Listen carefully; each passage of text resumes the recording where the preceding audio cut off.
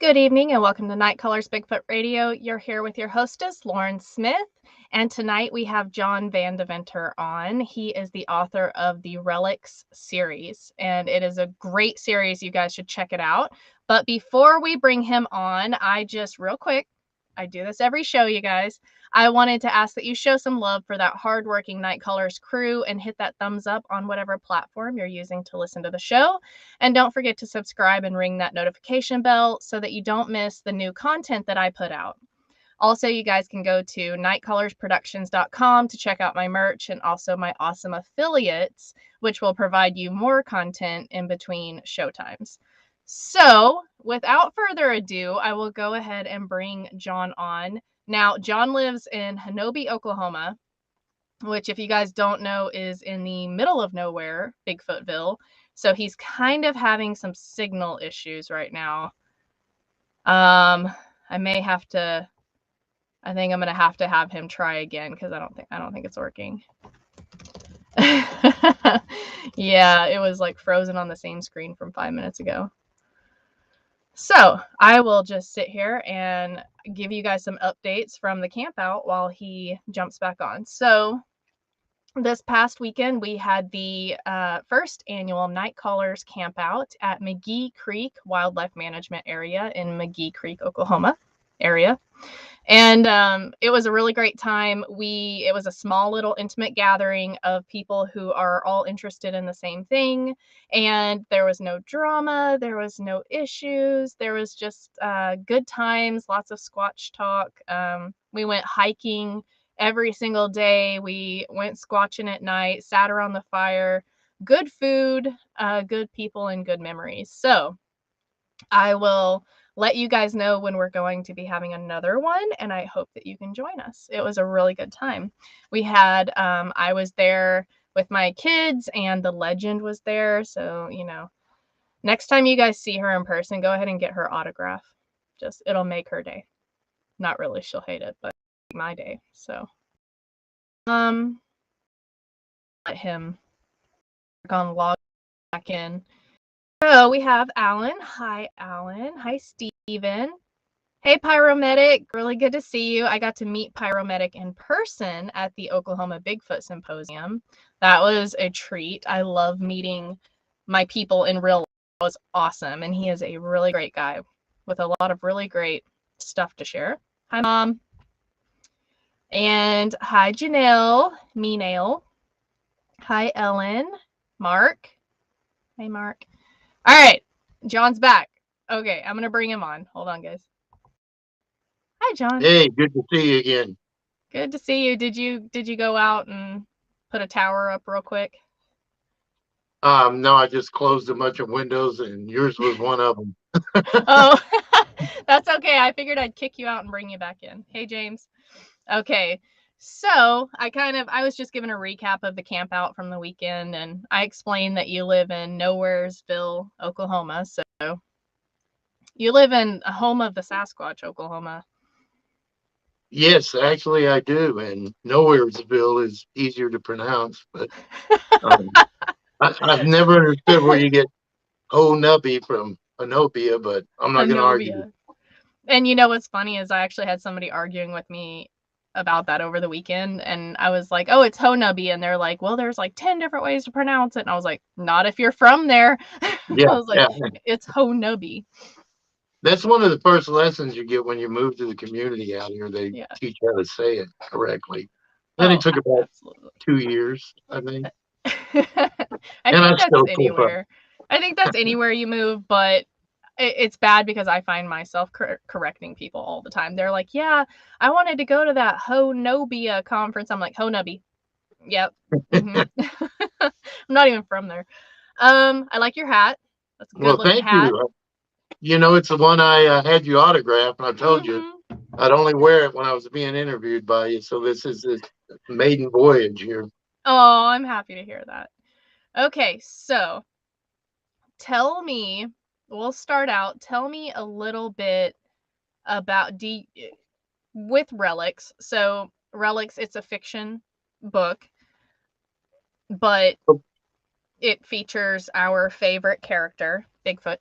And I've read it. I've read the first one. I haven't gotten to the second one yet, and it's just really good. I was trying to explain it to people over the weekend. I was like, you guys, it's just really freaking good. Like the first chapter, I'll never forget. I was reading the first chapter of the first book, and the end of the chapter, it's like this twist ending. And I was like, and I remember my husband looking at me. I was like, dude, twist ending. And if that's the first chapter, imagine how the rest of the book is. So, how did you get into writing that book? Was it because of your past experience with Bigfoot, or like what caused you to write this book? Actually, I was always an airplane freak and looking in the sky. So if I was interested in anything paranormal, it was UFOs. I never really had much of an interest in Bigfoot. I thought it was kind of a neat subject, but I never read about it or had any books or anything on it. And being the airplane freak I was on an online flight simulator that we all took way too serious. And one Friday night, we recreated Operation Torch during World War II, and I was with three other guys. We just had a small flight. We were supposed to patrol an area on the North African coast. And one of my friends I've done this with for years, this online sim, he started talking about a Bigfoot encounter he had in Florida. And everybody kind of got engrossed into his story. And I'm looking around because, you know, we're over where the Germans and Italians are supposed to show up any minute. And I look over and I see 10 dots in the air, and I call bandits 9 o'clock. I whip off and they go flying down the coastline talking about Bigfoot. And I ran into 10 German players and they made mincemeat of me. So I was mad because I was done for the night and it was a 3-hour event and I'd only lasted about 40 minutes. So I'm floating Earth in my cyber parachute and cussing my friend and telling him Bigfoot's a joke and he's a joke. And the next morning I returned to my age of 55 or whatever it was at the time. And I called him and apologized and said, I want to hear your Bigfoot story. One thing led to another. I'd written O plans in the Air Force and I was doing some technical writing at the time. And he thought I could write a short story because he had a production company that makes infomercials. And he wanted a short story where he could make an infomercial from it. So we kind of got going. I really didn't want to do it. I didn't know if I could write fiction, although some of my operational plans might have been fiction. But anyway, one thing came to another, and I was kind of struggling with it. And he was giving me, he wanted it in Ohio, and he was kind of giving me geographical info and stuff like that. And then something came up, and he couldn't do it. He had to go to California. He'd gotten a big contract, and you know that takes priority. And I'd printed it all out, set it beside my computer, and I was happy to be done with it. My sister had seen it, and she started pestering me, you know, you should make that into a novel. And I was like, no. But finally she won out, and I thought, okay, if I'm going to write a novel, I really want to learn about Bigfoot. So I started buying books. I bought David Paulides' Tribal Bigfoot and the Hoopa Project and some of Ron Moorhead's stuff. I read everything I could find. I started listening to Sasquatch Chronicles, and I thought, man, there is a lot to this subject. I was really surprised. I mean, you know, going from back in history, the history of people encountering them, all the way up to government cover-ups. And I thought, well, if I'm going to do this right, I want to bring all of this in. So I attempted it, and the novel turned out to be huge. In the first edition, I think it was 500 something pages. Once I went to my new publisher, we got it down into 400 range and trimmed it up some. It's a better book now. But it was funny because I thought, man, nobody's going to want to read a book that thick. And all of a sudden I started getting little snippets. Hey, man, I read your book in 3 nights and this and that. So people seem to like it. And my sister wanted me to do a sequel, and I had some fans of the book wanted me to do a sequel. So I kind of left it open to do a sequel. And in the meantime, my company, we had taken over the printer and fax and copier service for Choctaw casinos up here. Oh, okay. Well, they needed a tech in Oklahoma. I volunteered to move up here. Somehow ended up in Honobia, which, you know, was just fortunate because actually the first book I wanted to put in Honobia, but They didn't have a police department, fire department, Right. no infrastructure that I needed for the story.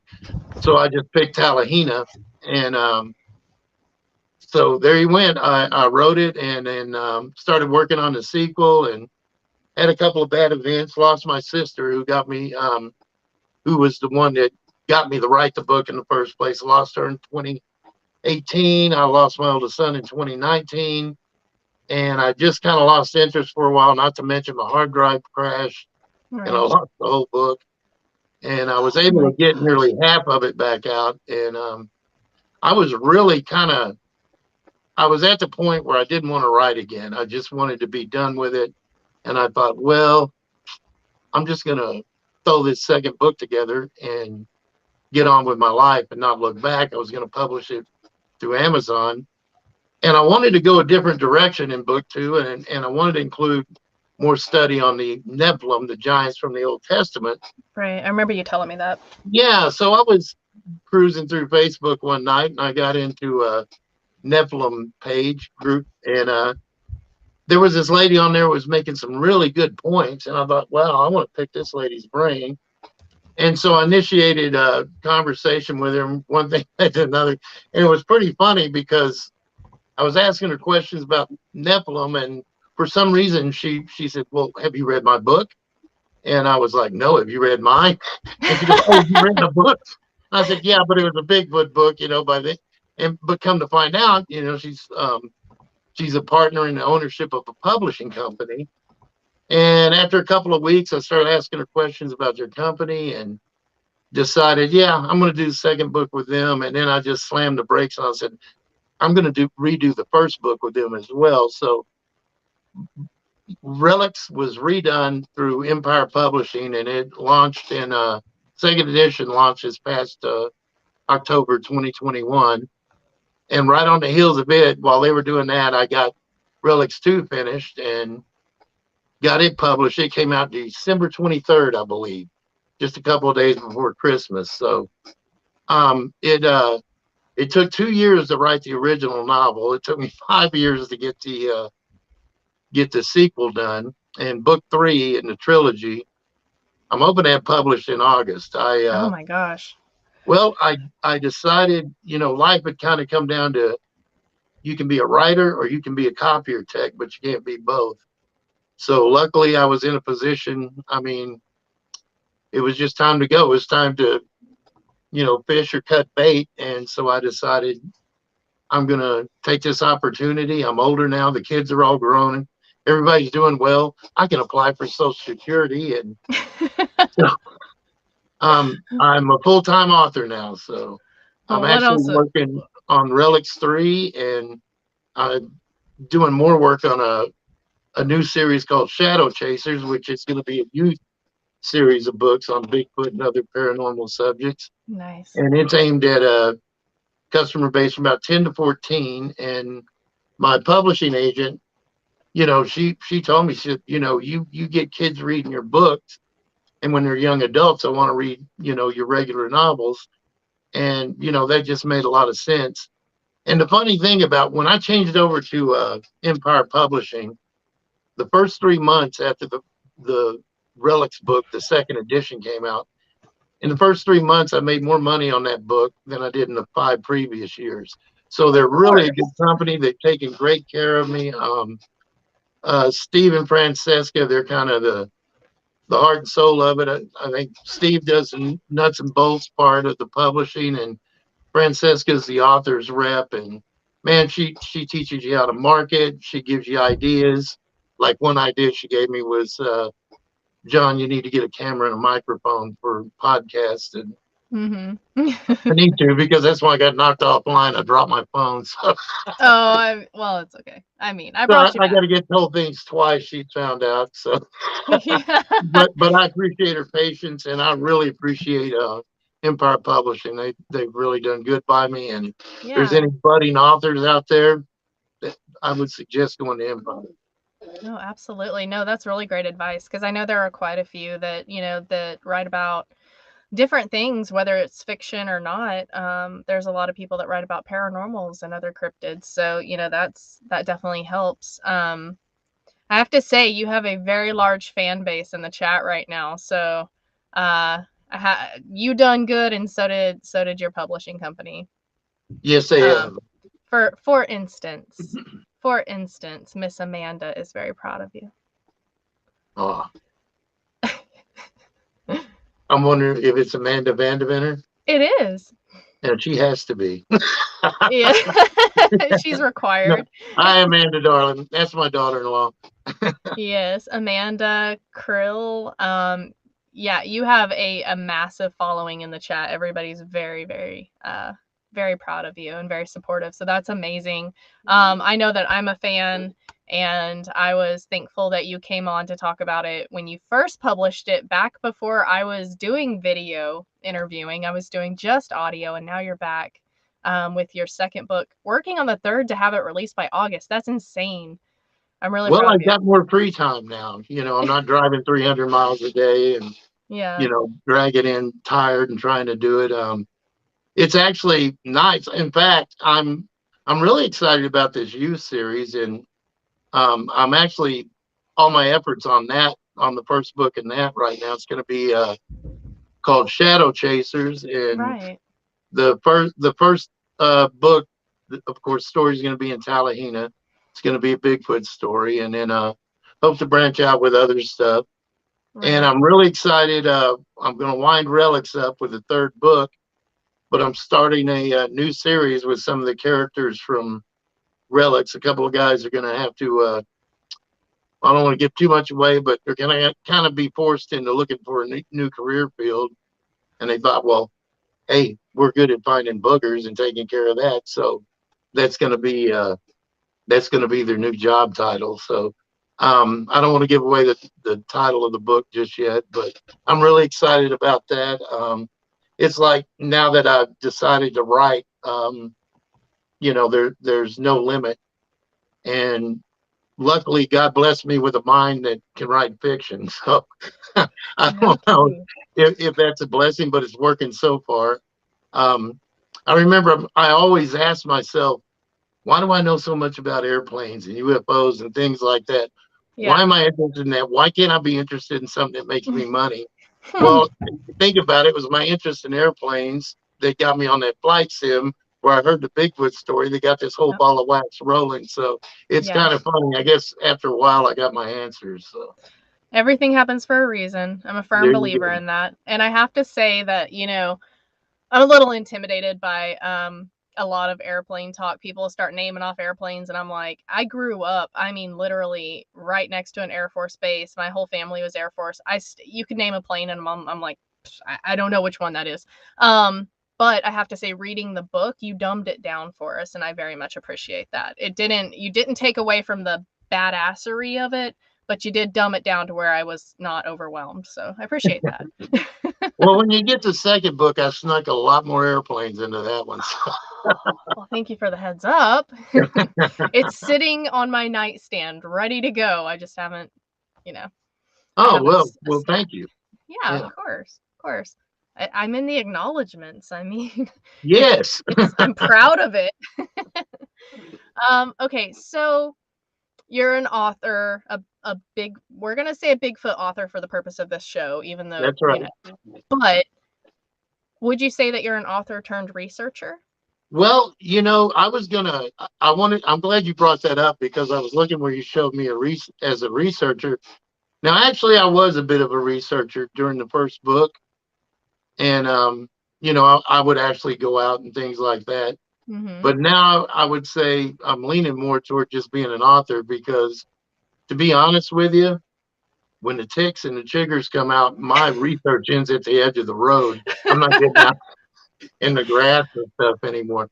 You still make it farther than a lot of other people. I'm gonna throw well, that yeah, out but there. I live in Honobia, so it's not hard for me. I can walk out the door, and actually, I did have a sighting, and basically all I did was walk out the door. So, it's kind of convenient.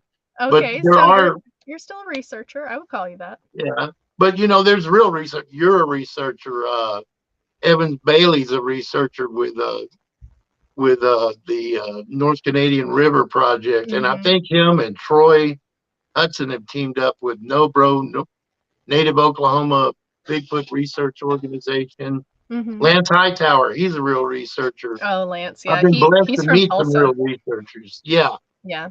So, yeah, I mean, yeah, standing next to those guys, I can't claim to be a researcher. Maybe an armchair researcher. I would call you a researcher. First of all, you're Okay, in the well, I'll prime take place where you can if walk you out the insist. door. Second, you've done the legwork on the history. I went British all of a sudden. You've done your legwork on the history. That is the first step to me. Not just going out in the woods and looking for Bigfoot, but doing your due diligence of reading up on the history. You've done that. Not to mention, you've messaged me quite a few times with things that you have found in your back property that to be very weird, that in itself would be weird, but paired with other things made it just kind of squatchy, like the mud chunks in your pool that Yes. seemingly came from nowhere, that kind of thing. So you investigated it, and you didn't just say, oh, Bigfoot did it. Like, you investigated it, and to me that makes you a good researcher. Well, thank you. So if you could please, sir, tell us about your sighting.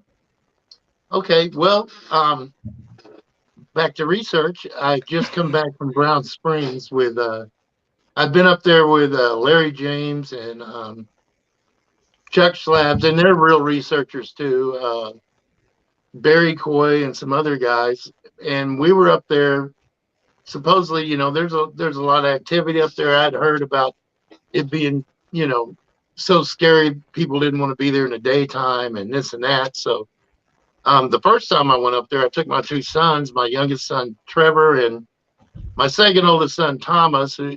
And Thomas couldn't get out; he lost his legs in Iraq, and so I kind of felt bad. I thought, well, this place is that scary or that dangerous. I didn't want to leave Thomas in the truck, and he just bought a new Judge pistol, and he's like, "No, y'all go ahead. I might get a chance to use it." So I figured he was fine. So, and we didn't find anything, and it wasn't really particularly scary to me. Now, when I went back in August of 2018, we were out there all night, and I was with the guys I mentioned, and never really had much Bigfoot activity at night or much you could say. A couple of guys would hear something or see something.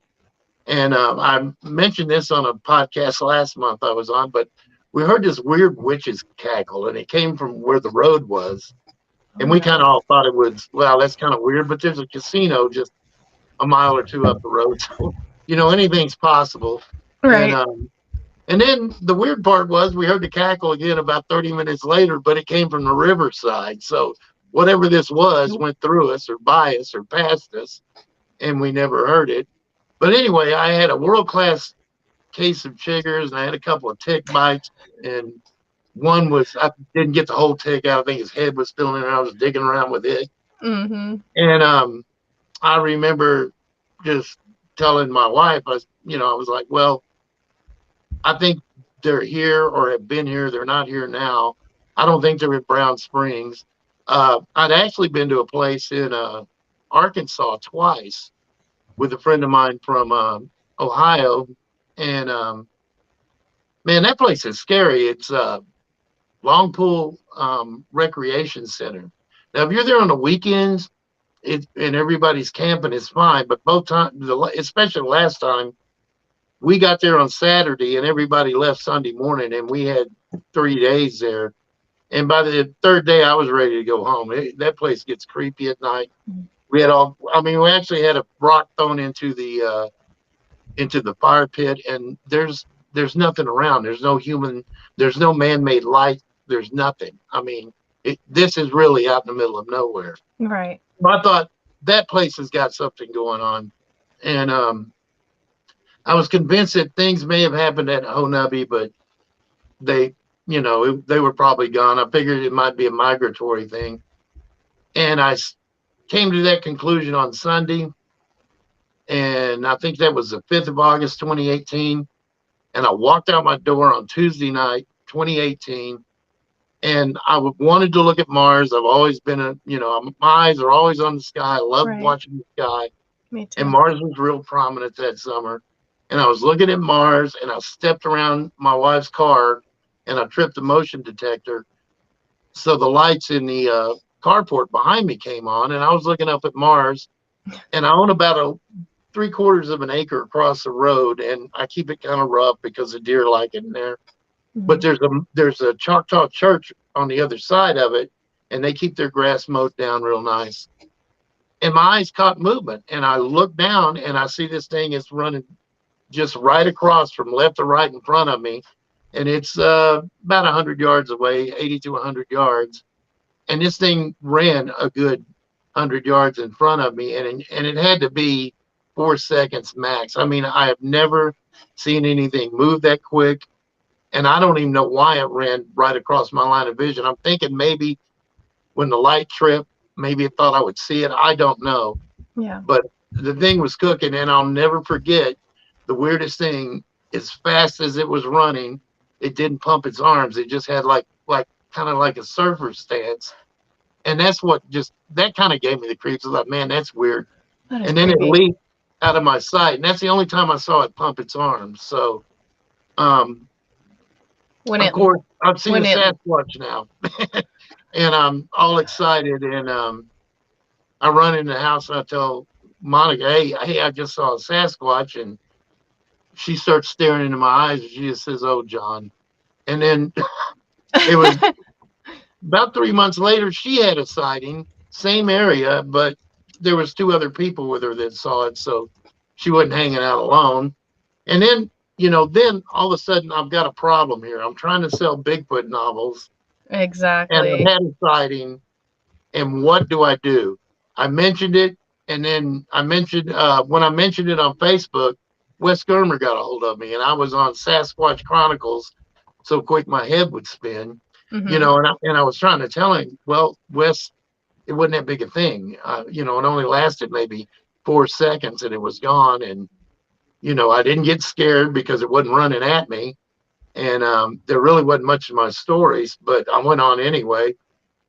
And then, I got a little gut from a couple of people. And I thought, you know what, I'm just not going to talk about this because I'm trying to sell books. So it was 2019. I was a speaker at the Bigfoot Festival here in Honobia, and I went up there and spoke for an hour, 2 days, never said a word about it.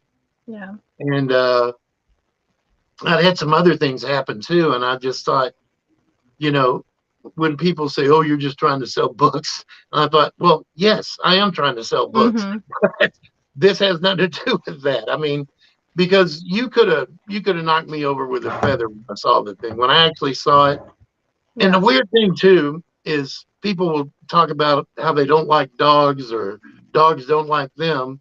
Opie was standing right next to me. He watched that thing run across in front of us. And I looked down at him, and his tongue's hanging out and his tail's wagging just like no big thing. And and if an ant walks down the road, he barks. I mean, he barks and throws a fit at everything. He wouldn't bite anything, but he acts Yeah. tough, but he's not. But yeah, he normally he would be barking and jumping around, and he just watched it go by and his tail's wagging, and I kind of wondered, is that your buddy or something? That's what I was Well, thinking. That's what I was thinking. He's used to it. He's used to maybe seeing it's that. because he goes out and runs in the woods every morning and chases deer, and so Yeah. maybe he encountered them, and maybe he was smart enough not to growl. Oh, that's his buddy. That's I don't know. That makes me feel good because I've heard so many stories of things ending badly for dogs. Well, I Pyro. guess it's probably Py- going to depend on the dog.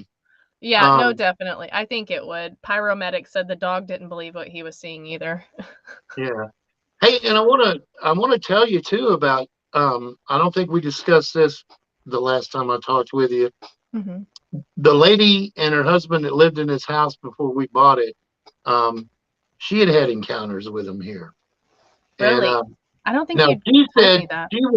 she would actually get actual mind speak kind of telepathy thing going on with them, Hmm. and she wasn't scared of them at all. But when she speaks of it, you could tell something happened. You could tell how intense the encounter was for her because his tears just start streaming down her eyes.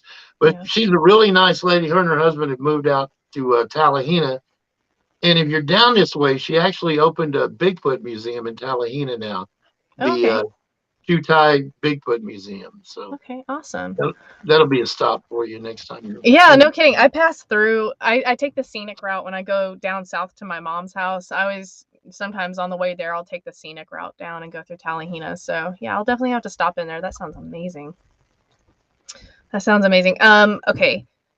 I wanted to see if there were any questions. There's not. I had a question. Whenever it was running across the field, and it jumped, did it like leap like a ballerina? Like, No, it wasn't like a ballerina. It was more like a hurdler, okay, maybe would be a yeah, better description.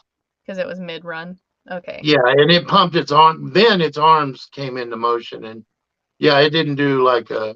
I don't know what it is the ballerinas do with their arms, and didn't do anything like that. But Well, I think we were thinking the same thing. I just didn't describe it yeah, right. But like a hurdler. And then, how far did you see how far it leapt, or was it just out of sight? well, actually, I couldn't tell because when it leaped, that's when I lost sight of it because it went behind some trees. Yeah. And my neighbor across the road, he has a fence line there, and I thought it jumped the fence. And then the next day, I hadn't really explored there. We hadn't been in this house maybe 3 months when this happened. So I hadn't really explored that part of the property. And I went down there the next day in the daylight, take a look around, want to see if I could find some prints or something like that. And there wasn't any, but I figured out there was a pile of big rocks and old logs, and it had leaped across that. Oh, okay. It didn't jump a fence. It was a pretty good pile. But the weird thing was there's a Choctaw cemetery right on the other side of that pile, kind of borders my property line. So the thing jumped into that cemetery, and I just thought that was kind of strange. But That is interesting because I've heard a lot of experiences with Bigfoot in cemeteries. So maybe that's where he hangs out. maybe, well, and my neighbor, he's Choctaw gentleman. I talked to him about it, and he said he'd seen them there before too. And there's a game trail that runs behind his house. So I'm thinking the thing probably, it may come down the mountains down Honobia Creek and take a shortcut because the way the little river, once it's past the bridge there in Honobia, it makes a sharp right. And that might be an easier way for him to get to the river or something. I don't know. But that made sense to me. No, that makes sense. I have a few questions, but I'm gonna do this one first because it goes along with it. Bobby would like to know, have you had another sighting or any activity in the same area? Great question. Yeah, Bobby, one night. Now I can't be sure of this because all I saw was a dark shape. But I came out one night and my wife was down. We have a fire pit, and she was down talking to her daughter on her phone. And I came out, and it was right around Christmas. It was December. Well, we have two sheds and another carport type structure in the yard over there, and it's east of the house. I'm pointing. I know exactly Anyway, where so that I is. walked out, and it's dark, and the leaves have fallen by now, and I'm getting some light from a neighbor who I normally can't see, and I see this big thing on two legs. Just it looked like it was in that carport for a second, but it was on the other side of the fence. It just walked across there, and I just said, "Monica, go in the house." And I guess normally she would have said why or what's Yeah. wrong with you. She just went in the house, didn't say a word. I guess the tone in my voice said enough. So I excuse me, I grabbed a big spotlight, and I grabbed 12 gauge just in case. And I went out there and didn't see anything. And I thought, well, maybe I was just seeing things, but I'm not so sure. And then we have the deal with the rocks ending up in the pool. Right. And they were these big sandstone rocks like we get around here. They're pretty heavy, about the size of my fist. And we had a pool in the backyard back in those days here. And in the summertime, I'd get in to clean the pool when I got home from work every evening. I'd cool off and clean the pool and swim a little bit. But there was rocks in it almost every day. I'm taking rocks out. And some of them, I mean, they're so heavy. and the only place the rocks are down by the road, and it's a good, I don't know, 40 yards down the road. There's no way I could throw a rock, or anybody I know around here could throw one of those rocks into the pool. So, Right. and I don't know, people don't, I wouldn't think somebody walk onto the property just messing with me and do it. People here are too nice. Plus, everybody's here to, they're armed, and so am Yeah. I. Yeah. So, I needed a trailer Yeah. just for guns. So, Yeah. Yeah. but so I don't think people will be snooping around doing that. And we kept finding, we got pine cones on the back 4 acres of our house, or pine trees, and there's pine trees across the road. But we got an acre fenced in here that I keep mowed down and stuff. There are no pine trees. And we kept finding pine cones in the morning sitting on this rock ledge we have next to the carport. Throwing the trash, taking it to the house, next morning there'd be another one there. Hmm. So, and we do, now I haven't heard it in a while, because about a year and a half ago, they really started doing a lot of tree cutting on the north range behind the house. This little valley's only a mile wide, so we got mountains to the south and then mountains to our immediate north. And when they started doing a lot of timber cutting up there, things really quieted down. But it wasn't any big deal to get. They sound just like out of Ron Moorhead's Sierra sounds, to get vocalization some nights and stuff. Right. But it would normally be in the fall or the autumn, sometimes in the spring. But you'll get them for a little bit and then they just go away. I think you live in a pretty squatchy area. Yeah. That was, yeah. It was another question was, do you smell something funky? I've never encountered the smell. Never. That I haven't had that experience. I can live without it too. Yeah.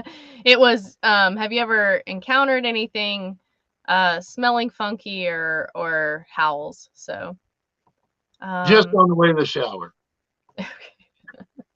Okay. When your wife and her friends saw it, were they scared? No, because it was going away. Okay. I still would have been scared, but I mean, okay. And okay, so now we have a couple questions about the book. Okay. Of course. Okay, so first of all, Dolores would like to know, John, is Nate going to be in the next book? Spoiler alert. Well, if Nate survives the second book, I mean, I don't want to give a spoiler. Is it Dolores? Is her last name there? Dolores, yes. Pettigrew? Yes. Tell her I'll message her. They're friends of ours who live in Arkansas. Oh, I hope she's read the second book. Okay. Yeah, she has. She has. Evans Bailey, he's here. Thank you, Evans, for being here. In your first book, where did you get the ideas for your characters? I'm interested in that too. Okay, well, first of all, I didn't want to use any names of people that I know, because I didn't want somebody coming back and accusing me of making them look too good or too bad. But the bad guys, I just use people I run into in my walk through life. You encounter good people and not so good people, and sometimes you're stuck around the not so good people for years, and you get to know their traits, and that's kind of the traits I would use for the bad guys. And then I was really fortunate. I served with some awesome people while I was in the Air Force for 16 years. And I met some awesome people from other branches of the service, and like Nathan and I got another character, Trent, and even Sam. They're all military or ex-military. Well, I was able to take traits I knew from people I knew while I was in the military. I was able to take traits from my two sons that fought in Iraq. I mean, they're real soldiers. I was just a wrench bender in the Air Force. So just life experience really on my characters. Gotcha. John, I'm gonna butcher that name. John Takerer? Taker. Just Okay. Taker. He's one of the awesome people I was talking about. He said, I think I knew some of those guys. Yeah. Well, he's one of them. Oh, well, I was gonna ask if you have any character mock-ups of Sam that you could post for your female fans. That would be great. Just throwing that out there for future, you know. Hey, I'll put that on my list. Thank you. I appreciate it. I'm sure I'm not the only And one. if you want to make sure I never forget, email Francesca at Empire Pub. Oh, She'll bet. put it on my to-do list. I mean, because if we could just have a poster of like Bigfoot and then, Sam and. Okay, this idea is getting better. Keep talking. Yeah. Oh, yeah. No, I I'll, need to I'll merchandise email this stuff. all my ideas. I'll CC you on it. It's going to be fine. Because my brain does him justice, but, yeah. Okay, let's see if we had any more questions. You guys have any more questions, please type them in all caps. And can you tell us like a little bit about the next book? Like book 2 or book 3? Book 3. Well, yeah, I can. If you've read book 2, you kind of know that without giving too much away, Sam's kind of leaning into going back into the Army. Nathan and Trent, who are both active duty and attached to a special forces unit. Both of them were here for book 1, and I brought them back for book 2 and decided to make them major characters because they were interesting. Mm-hmm. They'll be in book 3, and well, there I said it. So, okay, those 3 guys live if you haven't read book 2. But thank goodness. But yeah, Nathan and Trent, they're kind of they're awesome. They're awesome warriors, but they each have their own drummer, and it ain't always what the government wants. So they're going to be invited to retire early, and they're the ones that are going to start up their own or get involved with a civilian corporation investigating these types of things. Nice. That's exciting. I was trying to explain in a really quick little why they should read the book, because I was saying I was going to have you on this Wednesday. This was at the camp out, and I was like, and then the Bigfoot, they do this, and then at the end of the chapter it's like and then there's a government cover up, and I mean, I was just trying to get as much as I could out without spoiling it for them, and I was like, you guys just buy it. I was like, it's so good. So I mean, I really appreciate you sharing that about the third book. Yeah. Well, and the second book, I bring in a little more on the UFO topic comes in, and there's an elderly Choctaw character I brought in, Josh Neshoba, and the book pans back to when he was his uncle, his favorite uncle was killed at Pearl Harbor, and Josh was just coming of age, and he wanted to be a fighter pilot, avenge his uncle's death, and he ends up missing World War II. He just, by the time he got through all his training and education and got assigned to a squadron, the war was over. And he picks up in 1947, and I use him as a witness to a lot of the UFO activity and stuff in the late 40s, early 50s, and into the 60s. And he's kind of almost, well, you know how Addison was in the first book, and Addison's still back in the second book. Well, Josh is older than Addison, and he has even more wisdom, and he's got this Bigfoot thing figured out. I took some grief because my Bigfoot were such killers in the first book, and they were brutal. They were brutal, and they're back. I'm not going to tell you how, but those 4 are back.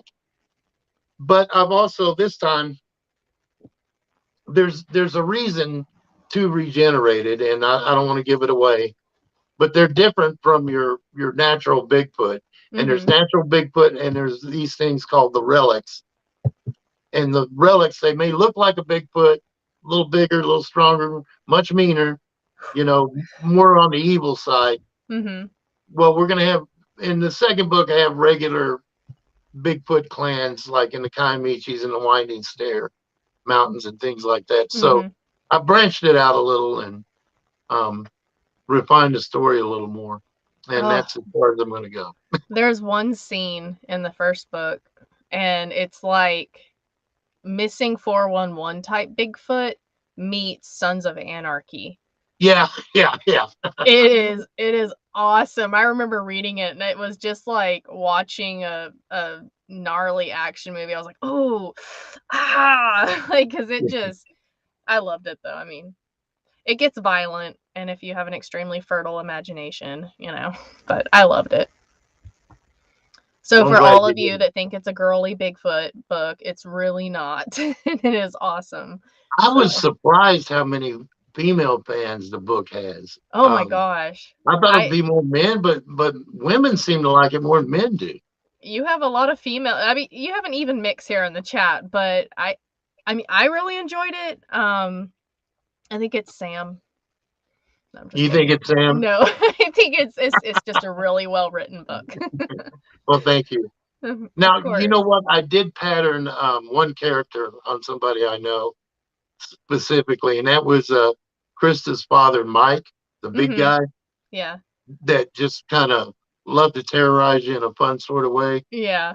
I patterned him after my big brother because he was that way. He was a big, big guy, and Yeah. um, I was his favorite punching bag, but nobody else, nobody else could use me for a punching bag. So, That's siblings from what I've but learned. yeah, yeah, a lot of his traits went into the Mike Sanders character. Um, okay, hold on. There was a Alan Laster. He had a good question that I would love to hear your thoughts on. Do you think the government has a Bigfoot or knows of Bigfoot? I mean, you put it in there, and that idea had to come from somewhere. Well, I think it's highly possible they do. I've read a lot about government interaction on that thing. I thoroughly believe the government has UFOs. I mean, if you go back and listen to Bob Lazar and then you look at things like Kecksburg case. Now, I don't want to get too far into UFOs and the government response. And then now you look, we've got U.S. Navy gun camera videos of UFOs buzzing around F-18 Hornets that were just released a couple of years ago. Mm-hmm. Do they have a Bigfoot? I would think they probably do. I'm sure you probably read the stories about them finding them after Mount St. Helens exploded, Mm-hmm. Yeah. and Did that I go would think they into do. that first chapter of the first book? Was that kind of something that planted that seed for that chapter, or was that Oh, just yeah. Actually, I was trying to find a way. Why would they go to Talahena? Why would they just start terrorizing this town? And I said, forest fire. And I thought, how do I get a forest fire? And I thought, hey, I'll crash an airplane. So, yeah, I crashed an airplane, got a forest fire, and got them pushed over toward Talahena. So that's how that happened. okay? Yeah, so it's kind of that may have Mount St. Helens. That may have been the seed that planted that. You don't know. Yeah, I was just wondering because you brought it up. Yeah, that part, and then at the end, like twist ending at the end of that chapter, literally twist ending. Oh man, that said it. Like if you are reading the first chapter and you don't read the rest of the book, there ain't no help for you. Because it was really good. Okay. Larry Taylor had a really good idea. Oh my gosh, question. Have you ever heard the story of the Afghanistan Kandahar giant, the red hair giant? Well, Larry should know. I I know think he's Larry too. asking for our benefit. Oh, yeah. That's included in book 2 as well. Well, I'm just gonna have to take the rest of the week off and read that book. Yeah, go ahead. Hey, you didn't have to. I was wondering if this wasn't going to get canceled because I heard the Cajun Navy was deploying to Texas. I'm no longer with Cajun Navy. I Oh, you're am not? part of Rise Disaster Relief and Recovery. It's another disaster nonprofit doing big things. So, yeah, so we are deploying after the storms, but I'm not sure where they deployed to, but yeah, I think we're deploying next week. So, no, I definitely wanted to get this interview going and all of that before I deployed out to the disaster space. So, hold up, there was one more. They know I'm one of those tinfoil hat wearers that definitely believes that the government has a body and definitely knows about Bigfoot. Well, it's funny how many giant bones have been picked up by the Smithsonian and then disappear. So, some of the giant bones may be nothing more than Sasquatch bones. Who knows? I mean, Yeah. yeah, there's a lot. I mean, there's just a lot going on that we don't ever hear about. Oh, And I think absolutely. it's getting worse. Absolutely. Betsy, I would love to talk to you about that. If you could message me offline. Sure. But but yeah, the giant bones have gone missing. And then also small little people bones have been Yeah. unearthed and sent to the Smithsonian and disappeared forever. So yeah, I definitely think it could be a thing. Not to mention that there's just been a lot of encounters and witness stories where it seems like there's a sighting or someone hits one in a road crossing, and a SUV pulls up and guys get out and start, interrogating them. Or there's my mom, for instance, has had experiences where she's been out researching, had some activity, and all of a sudden, some officials will pull up and start asking questions. And it's just there's I think they know. They have to know. The government knows Yeah. everything. Well, I love those officials too because they're great for a fiction writer if you're writing stories like this. Men in Absolutely. Black. Oh yeah, let's get some Men in Black involved. Pretty much. I was trying not to say it like that, but yeah, pretty much that. And I think there's just too many instances of someone showing up or evidence going missing, or honestly, and this gets really into the conspiracy theory part, but I've known too many people that have had their hard drives wiped and stuff like that, just remotely lost everything for no reason. I know a gentleman that's been in that same boat. I won't Yeah. say his name, but Yeah. yeah, Yeah. And it's a little much, yeah. especially when you pair it with that. Um, okay. Ellen has a great question. Do you think Bigfoot are all across the United States in rural areas, or are they mostly in certain areas? You know, when I started doing this, started researching for the book. Well, first when my friend told me they were in Florida and Ohio, I was like, really? I thought it was strictly a Pacific Northwest thing. Pacific Northwest thing. And if that's Ellen Livingston, that's my cousin, and I believe she's fairly close to Houston. Tell her, There.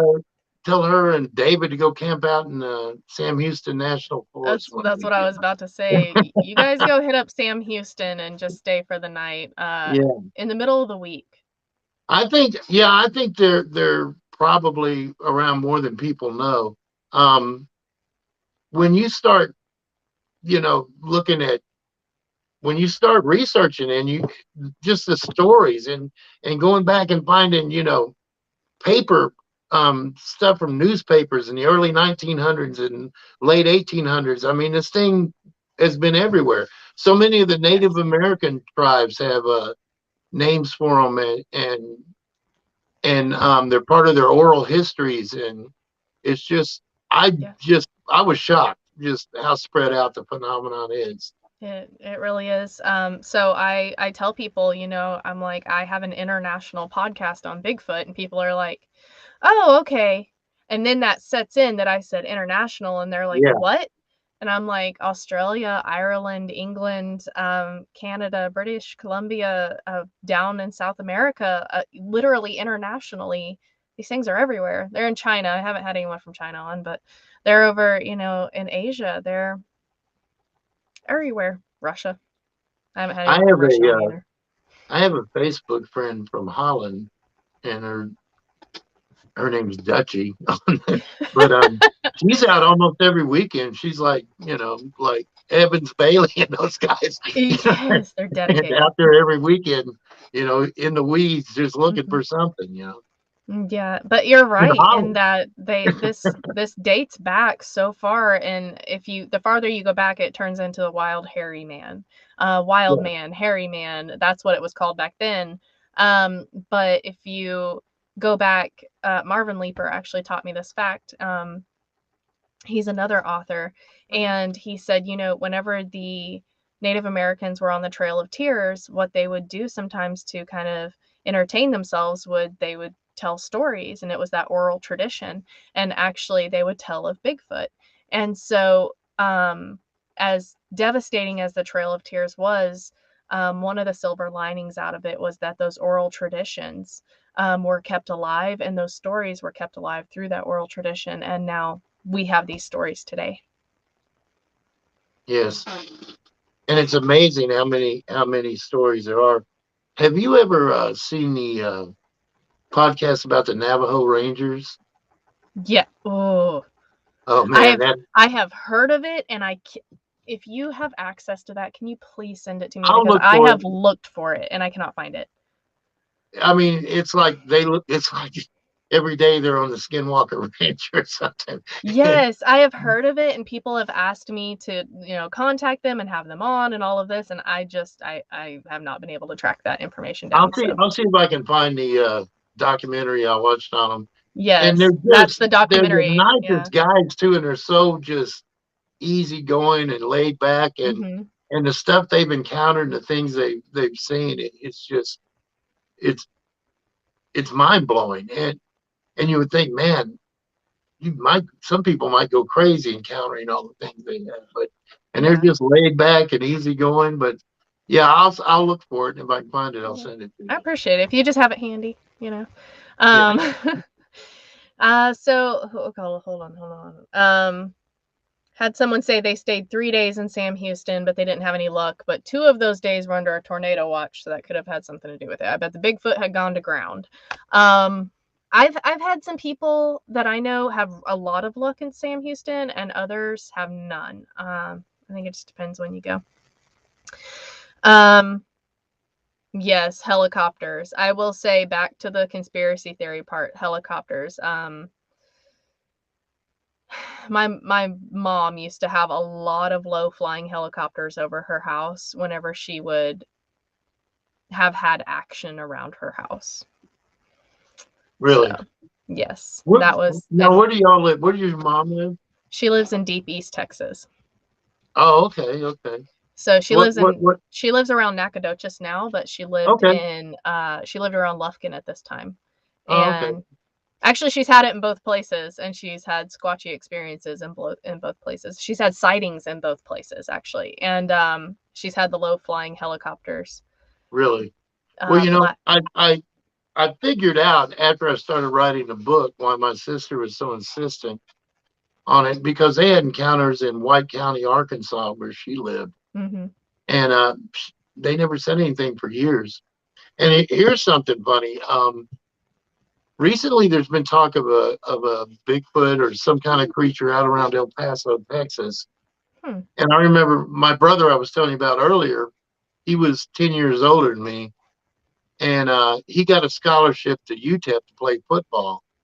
And I remember the first year he was there, he came home for the holidays, and he brought a friend with him, and his friend had this huge gash that ran down his arm, and it was all stitched up. And my father asked him what happened, and my brother and this guy went on to tell him that a bunch of the football players had gone down by the river, the Rio Grande, and taken a keg of beer so they could have a party where the coaches wouldn't see them. Right.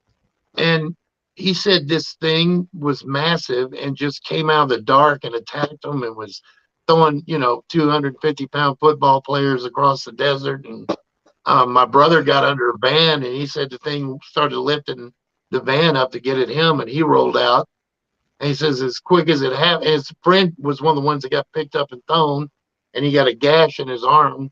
I forget how many stitches it was, but it was a lot. I mean, Yeah. I was probably 8 or 9, and I was impressed. So, um, but I remember my dad saying, um, Tom, for lack of a better word, because none of us had ever heard of Bigfoot or Sasquatch. Mm-hmm. It was like a werewolf or something, but it was huge. And I'll never forget my dad said it was a beer wolf. My father didn't believe him, Of course and not. until my brother's dying day, he always claimed that story was real. And it dawned on me when I started writing that first novel. I thought, wow, I wonder if that's what that was. And I thought, well, surely not out there in that desert. And I started looking, and I'll be darned if I didn't find sightings around El Paso Yeah, on them too. So that's an incredible experience and story. And there are desert Bigfoot, or there are reports of desert Bigfoot. There are reports of Bigfoot in Altus, Oklahoma. And I'm sure you've heard of Altus Air Force Base and probably had yeah, the displeasure of being stationed there at one point in your life for training.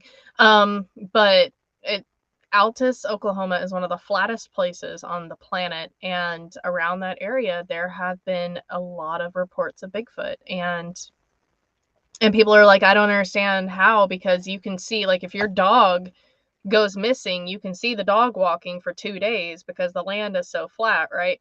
Well, we have creek systems, and we do have some mountains, little foothills, and we have caves. And I always tell people, I'm like, to follow the creeks. yeah. Well, Um, it's funny you mentioned Altus. I remember reading in a newspaper once, and I don't remember where I was, but there was a story from Altus. Some guy was in his apartment, and he walked out of his apartment and said there was a big hairy creature sitting on the railed fence around the apartment complex, just kind of sitting on it, looking at him. And he just went back into his apartment, locked the door, and called the police. And when they came, there wasn't anything there. And of course, nobody said anything about Bigfoot there. But mm-hmm. now, if you say that, that makes sense. Funny thing, when if we've got time for this story, Of course. when I was first stationed in Arizona, I remember there was this big mystery. I think it was I'd been there maybe 3 or 4 months, but there was a place in an expensive neighborhood out by the foothills, and every day this house would just start getting pounded with rocks in broad daylight. Just rocks would hit it, and they'd call the police. The police would come out. Rocks might hit their car, and they never found anything.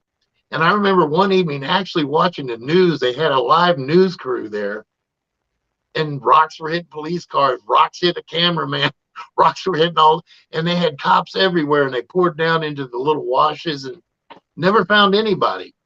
And then while I was researching for the book, I was listening to a Sasquatch Chronicles episode, and they were talking about seeing a Bigfoot on Davis-Monthan Air Force Base, where I'd been stationed out there back in the mid '70s.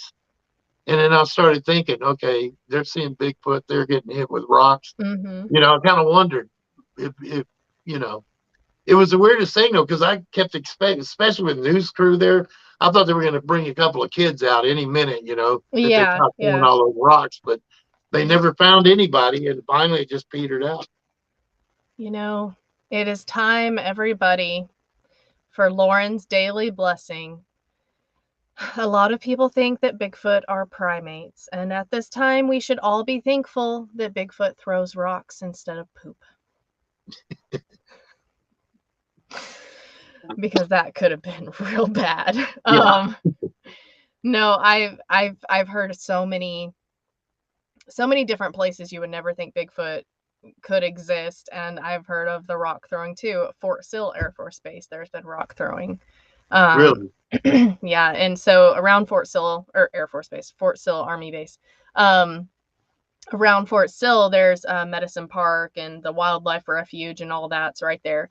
And there's so many hiking trails back in there. And so when you get to go hiking back in there, man, if you get beamed with a rock back there, no one's going to find your body. So, I mean, but there's been places like that. And if you're there, you just can't imagine a Bigfoot living there. But there have been so many stinking reports and sightings. The last time I went hiking there, the time before last when I went hiking there, a nice gentleman had given me a report. There was an old mine back there, and he had been escorted out of that area at dusk. And by escorted out, I mean some beings were not letting him stay back there. Oh, really? It was really interesting. And I went back there to go check it out, hiked all the way back there, and I couldn't even get to the mine. It was so rough, and there was just rattlesnakes everywhere. Yeah. Mopar Bill has a really good reason why they don't throw poop instead of rocks, because they don't want to throw a sample at you. Yeah, I guess that's well. There you go. Yeah, you'd be able to get DNA, or at least DNA of something they ate. Exactly. Okay, guys, we are going to start wrapping it up. So if you guys have any other questions, lay them on me. I'll ask them. And then we're going to wrap it up. You guys can find John's books on Amazon or visit his website, relicsbook.com. And I highly recommend you buy the first two and get them read, because yeah, and then they'll all be clamoring for the third one. Also, John frequents some Bigfoot events, specifically the Honobia Bigfoot Conference and festivals, so you guys can meet him there and have him sign your copy of the book, which I did, and I'm very excited about that. I was honored when you came up and introduced yourself to me. Well, I appreciate that. I was glad to meet you. Yeah. You'd had me on your show twice, and I was honored to be on your show. I was really honored to be asked back. So. Oh my gosh, of course. And that was back in the Blog Talk days. Yeah. Yeah, I'm gonna go post that episode if it's not already up. All right, let me see. So many great people that are your fans. That's amazing. You have I got a lot some of wonderful supporters. fans. I do. I got wonderful friends, wonderful fans, wonderful family, and they've all been real supportive. It's amazing the friends I've made just from this book. And, right. You know, like I've had family members. I thought, well, when this gets out, I'm going to get disowned. And like Ellen's here. I think she's been on almost every one of podcasts I've been on. And, you know, I just love her to death. She's been a big supporter. And the friends I've made out here have been big supporters. So, yeah, I've been blessed by writing this book. It's been a great experience. For sure. Everything works out. Okay. One last question, and I think this is the perfect question to end on, from Evans Bailey. Why did you choose that title for your books? I didn't want a book titled Sasquatch or Bigfoot. I just wanted something catchy. I just wanted a one-word title, and I kept hearing the term relic hominid. And so I just clinged to relics, and made it relic, since there was more than one creature involved in the story. So that's how I did it. And that might not have been the best title, because my publishing agent, she's trying to get my book more recognizable and up into Sasquatch stuff. Well, since it's missing the term Sasquatch, it's a little harder to get it out there. But she's doing a good job and teaching me some marketing. We're getting there. So yeah. But I love the title. I'm glad I chose that title. It may not have been the best marketing, but I didn't know anything about marketing at the time anyway. So I love the title. Honestly, it's to all of those of us who have been in the Sasquatch arena and have seen the massive amount of books coming out. To all of us, it's refreshing, and it's like, whoo, what's this? So I have to say, for all of the actual Bigfoot people, picking up your book, it stands out to us. So Good Well, choice. thank you. Yeah, absolutely. Thank you so much for coming on tonight, John. It's always a Thank you for pleasure to having me. speak with you. And thank you, everybody, for showing up. I really appreciate it and love you all. Thank you. Yeah, thank you. And I'll have you back on after the third book releases. Awesome. Looking forward to it. Okay, thank you. And everybody have a great night. John, I've already given you guys his website, but again, that's relicsbook.com. You guys can go check him out. And if you guys like this show, go ahead, like it, share, subscribe, ring that notification bell. You guys know what to do. And don't forget to check out my affiliates for content all the times I'm not on the air. You guys stay safe, be kind, and